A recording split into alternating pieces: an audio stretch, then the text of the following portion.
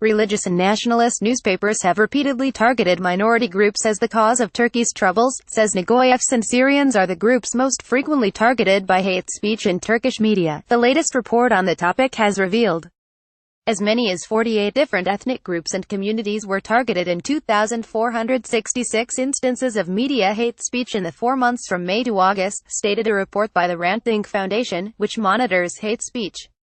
Jews topped the list and were targeted in 493 instances, while Syrians followed with 472 cases of hate speech against them.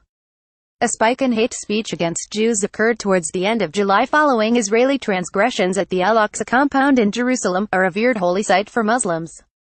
Most of the media reports during that period generalized the Jews as the enemy, instead of singling out the occupying Israeli state, Israeli security forces and far-right elements stoking tensions.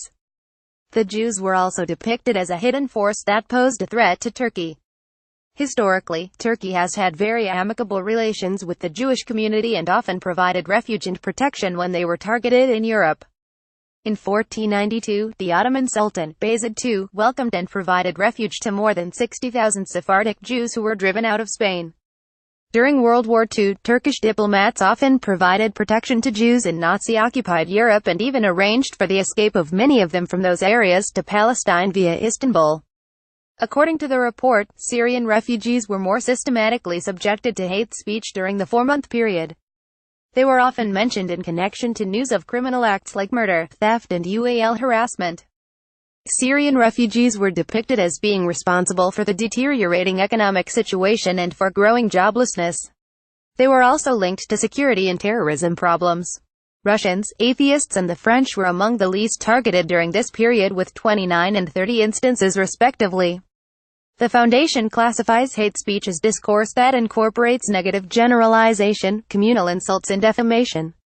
It also includes the use of ethnic and communal identity to instigate hate and humiliation. The report found 1,122 texts containing hate speech in 359 local newspapers and 788 texts in 39 national newspapers. Of all reported hate speech during this period, 1,082 were opinion pieces, 759 news articles and 69 were classified as other. The top 15 national offenders were almost entirely ultra-religious or ultra-nationalist publications. Most, however, have limited readership and circulation numbers despite being national publications.